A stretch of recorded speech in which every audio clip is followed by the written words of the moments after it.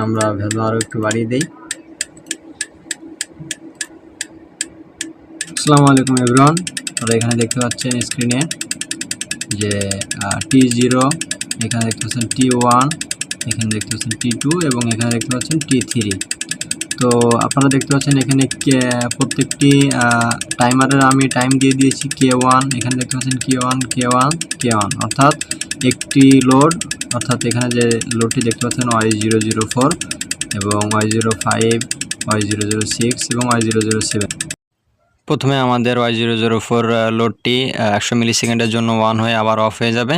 পুনরায় আবার Y005 যে লোডটি রয়েছে আমাদের, এই লোডটি 100 মিলি সেকেন্ডের জন্য অন হয়ে আবার অফ হয়ে যাবে। এরকম করে প্রত্যেকটি লোড 100 মিলি সেকেন্ডের জন্য অন হবে, আবার অফ হয়ে যাবে। এরকম করে চক্রটি চলতে থাকবে। এই টাইমগুলো চেঞ্জ করতে চাই, সেক্ষেত্রে যদি আমি প্রত্যেকটি টাইমারের টাইম চেঞ্জ করতে যাই, সেক্ষেত্রে কিন্তু আমার সময় অনেক লাগবে এবং এটা অনেক জটিল কাজ হয়ে যায়। তো যদি আমরা প্রত্যেকটি টাইমারের এখানে K1 K2 বা K3 এরকম না দিয়ে যদি আমরা একটি ডাটা রেজিস্টার ইউজ করি, সেক্ষেত্রে মুভ ফাংশনের মাধ্যমে কিন্তু আমরা দ্রুত শুধুমাত্র এক জায়গায় টাইম পরিবর্তন করেই কিন্তু আমরা প্রত্যেকটি টাইমারের টাইম কিন্তু চেঞ্জ করে দিতে পারবো। তো সেটি কিভাবে করতে হয় চলুন আপনাদেরকে দেখাই। তো প্রথমে আমরা এখানে একটু স্ক্রল করে নিচে আসবো। এখানে আসার পরে আমরা এখানে একটি স্পেশাল মেমোরি বিট নিয়ে নেব।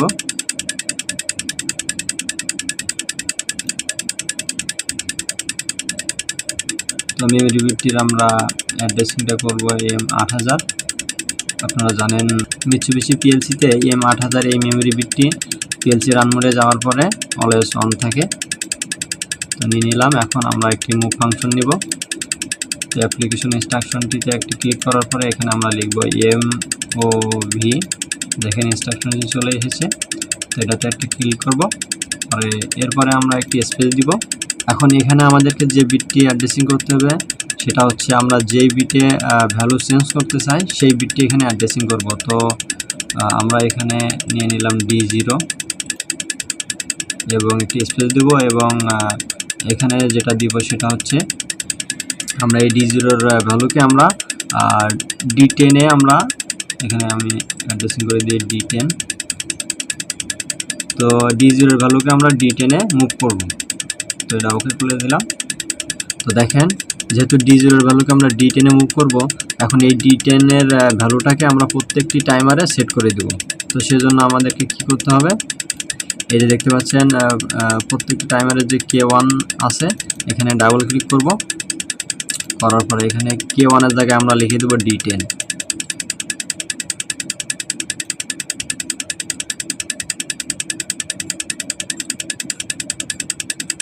লিখে জাস্ট ওকে করে দিব।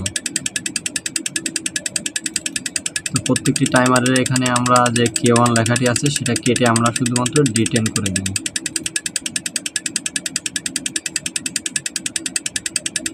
দেখতে থাকুন।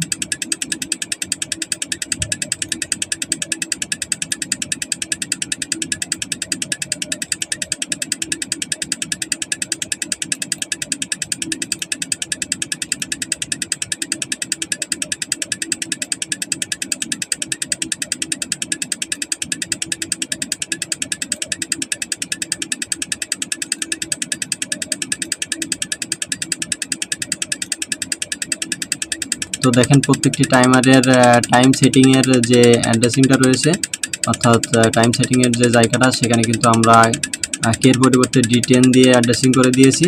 এবং যখনই আমরা এখানে দেখতে পাচ্ছেন মুভ ফাংশনের মাধ্যমে D0-তে আমরা কোনো একটি সংখ্যাকে লিখে আমরা সেট করে দিব, সাথে সাথে কিন্তু D0-র যে ভ্যালুটা সেটা D10-এ চলে যাবে। এবং D10 আপনারা দেখতে পাচ্ছেন এখানে টাইমারে আমরা সেট করে দিয়েছি।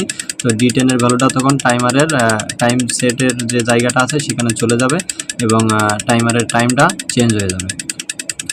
তো চলুন এই প্রোগ্রামটিকে আমরা PLC-তে আপলোড করার পরে, PLC-তে রাইট করার পরে দেখি, অনলাইন মনিটরিং করে দেখি।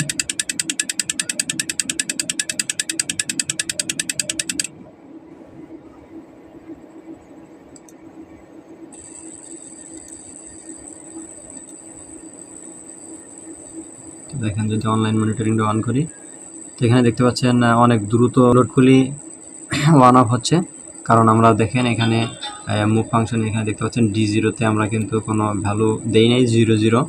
তো আমরা এখানে রাইট বাটন ক্লিক করে এখানে দেখতে পাচ্ছেন ডিবাগ থেকে এখানে মডিফাই ভ্যালু। তো মডিফাই ভ্যালুতে আসার পরে এখানে দেখতে পাচ্ছেন D0 সিলেক্ট করে নিতে হবে। D0 সিলেক্ট করার পরে নিচে দেখতে পাচ্ছেন ভ্যালু, এখানে আমরা একটি ভ্যালু দিয়ে দিব। তো এখানে আমরা লিখব জাস্ট 2 লিখে এখানে সেট করে দেব। তো দেখুন লোডগুলি কিন্তু ওয়ান থাকার যে সময়টা সেটা কিন্তু আমরা পরিবর্তন করে দিয়েছি। তো দেখেন 2 এর জায়গায় যদি আমরা এখানে 3 সেট করে দেই, তো দেখতে পাচ্ছেন টাইম কিন্তু সেট হচ্ছে।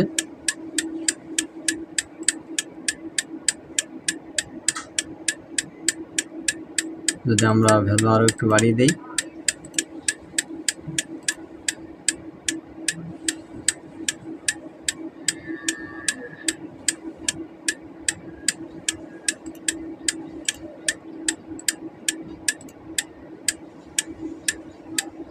তো আপনারা দেখতে পেলেন যে মুভ ফাংশন ব্যবহার করার মাধ্যমে কিন্তু আমরা খুব সহজেই অনেক জায়গার ভ্যালু আমরা পরিবর্তন করতে পারি। তো আজকের ভিডিও এই পর্যন্তই, ধন্যবাদ সবাইকে।